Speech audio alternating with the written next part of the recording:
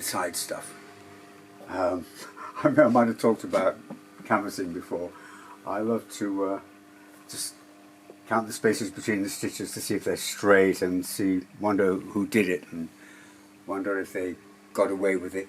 But anyway, never to criticise anyone else's work, because this is probably better than I could do myself. So anyway, this is an old huntsman coat, very much Peaky Blinders style, double-breasted, sometimes called Chesterfield.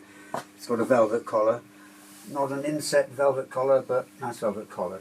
It's a really, really beautiful coat, and sadly it's not my size, because I'd love that. It's really nice. It's a bit heavy, but they're not heavy when you get them on, a bit like the German leather coats.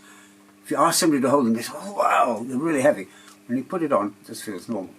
Anyway, someone or something has happened to this, and the lining, it came to me like this. The lining's gone. It's 1950s, I think, huntsman. I'm going to put a lining back in it, and it's not difficult to do. I did a similar thing with I do like a bit of old Harris tweed, and this was a fabulous old, I think it's made by Horns or someone, forget who, no, Hope Brothers, right, really nice old English brand, and the old 1940s Harris tweed level. Now this was half lined, so a lot of stuff that gets made for the American market is sort of lighter weight, they like the Harris tweed, but it's a little bit hot for them, so they don't line it fully. So I put this Tadassul lining in here and finished it sort of quite nicely, so it looks sort of quite original really. It's now a warm coat, and this is my my winter coat. And this raglan sleeve style of this coat, they are so nice. It's just like getting in a blanket or something. They're really comfortable. They're stylish. You can wear them a little bit oversized and they'll just look great. Unbelievably comfortable. This one has got the nice moleskin pockets, which a lot of old overcoats have velvet in the pockets, and it costs nothing extra to do it. I don't know why they do it now. Put your hands in and you think, oh wow, yeah, I want to keep my hands in these pockets. Yeah. But yeah, so this, I added the lining to make this a little bit warmer, and I'm going to do a similar thing with the huntsman. Now, it's not a difficult job to reline an overcoat, especially if you got lucky like me. About 20 years ago, I bought a lot of these.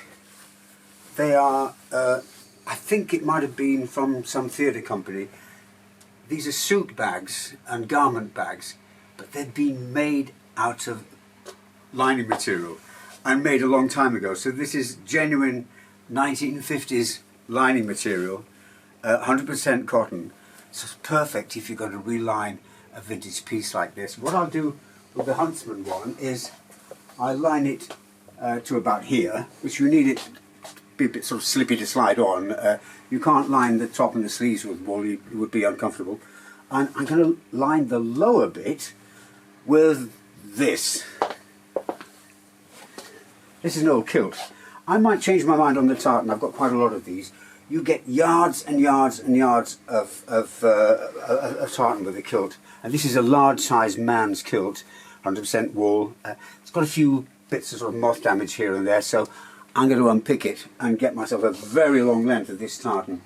And so the bottom of this coat might be a different tartan to this, because this is maybe a little bit bright, makes a bit too much of a statement. So the top will be in this nice black sort of satin cotton, the shiny side of course. Yeah. So the top will be like that, and the bottom will be this lovely tartan. Now, it's not difficult to reline. You don't really have to have a lot of great skills to reline a jacket. Just take your cloth, and all you need to do, see, this already has one seam up that side, and could even reuse that seam.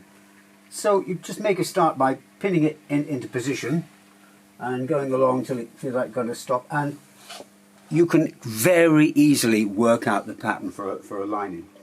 This is going to be really great. I think by February I might have it finished.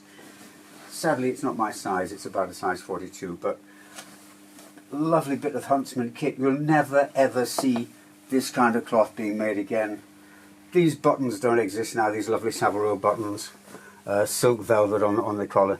Really beautiful thing. Cut by one of their legendary cutters at Huntsman. Absolutely super garment. So I'll be spending probably about a day on this to finish it. So I'll let you have a look later.